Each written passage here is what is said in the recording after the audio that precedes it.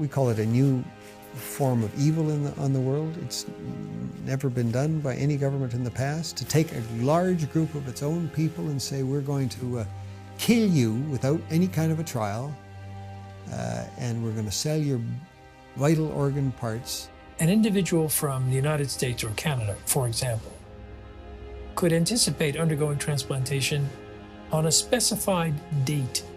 It's a crime against humanity. It's abhorrent, and it needs to stop.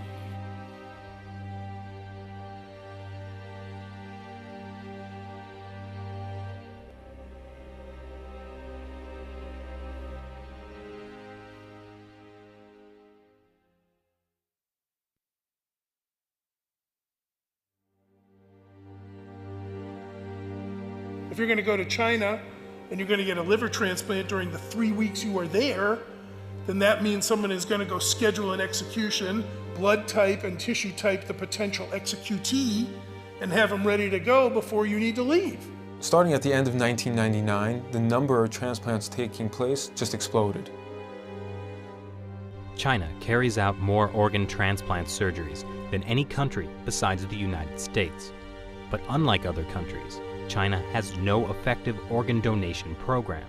That's because culturally, Chinese people believe the body must stay intact even after death. China's Deputy Minister of Health, Huang Zhefu, has suggested that there are 7,000 transplants every year from the deceased, and that more than 90% come from executed prisoners. The number of criminal executions in China is classified as a state secret, but Amnesty International's estimate is about 1,700. The numbers just didn't add up. It's just too large of a discrepancy there. With only 1,700 executed criminals and no effective donation system, where do the rest of the organs come from?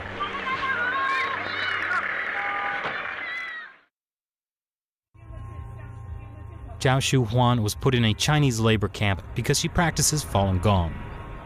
我每到一个劳教所，他都会让我们检查身体，给我们抽血验血。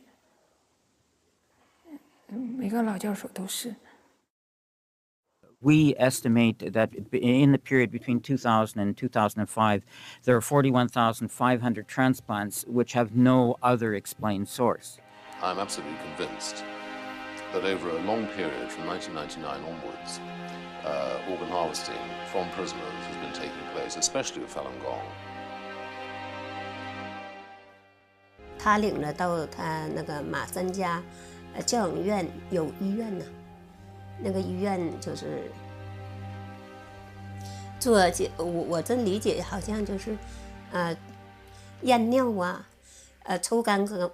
Doctors would come into the camps, they would look in their eyes, they would examine their organs with ultrasound and the like, and they were the only people in these camps who were medically examined thoroughly.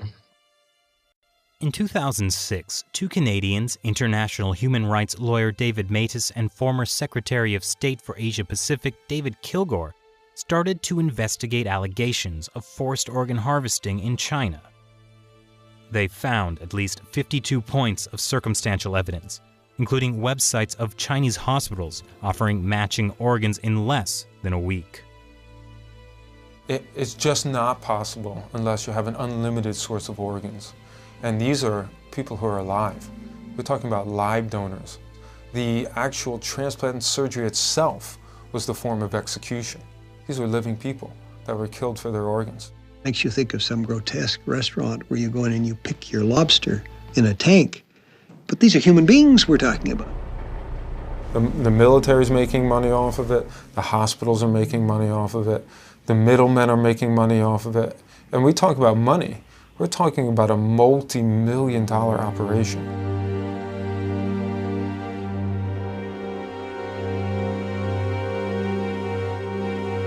Journalist and author Ethan Gutman decided to carry out his own independent investigation. We had witnesses of disappearances, people who'd been examined and then had disappeared, busloads, entire prison wards which had been emptied out.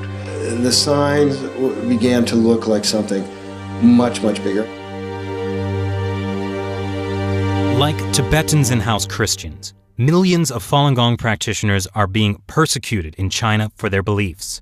In 1999, Communist Party leader Jiang Zemin issued orders to break them financially, ruin their reputations, and destroy them physically. Since then, thousands of Falun Gong practitioners have disappeared without a trace. What happened to the disappeared? They, as far as we know, they're still there in these camps. Many of them had killed through organ harvesting, but the rest are still there, and they're the organ data bank for China. Around 1999, there were around 150 transplant centers. 6-7 years later, they had 600 transplantation centers.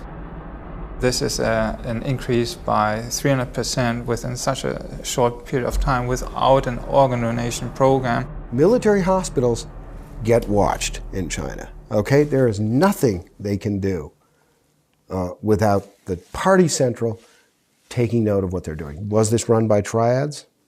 No. This is run by the state. This was murder, and it came from the state. This is a crime against humanity. We should do our best to identify those specific individuals who are engaged in this and put them on the list of people who deserve to be brought to justice. In 2006, when this came out and we realized that they were killing prisoners of conscience for their organs, it was doctors that took the front line in trying to stop this.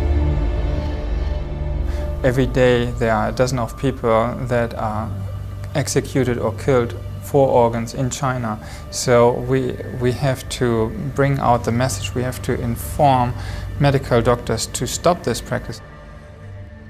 But it's not only the medical community that's getting informed. The U.S. State Department mentioned allegations of forced organ harvesting in its annual Human Rights Report on China in 2011 for the first time. On October 3rd, 106 U.S. congressional representatives signed this bipartisan Dear Colleague letter to the State Department, demanding they reveal information on organ harvesting that they may have obtained from their sources in China. This barbaric human rights abuse must be stopped, but to stop it, we first have to further expose it. And with even more petitions circulating online, the issue is starting to get worldwide attention, but more needs to be done.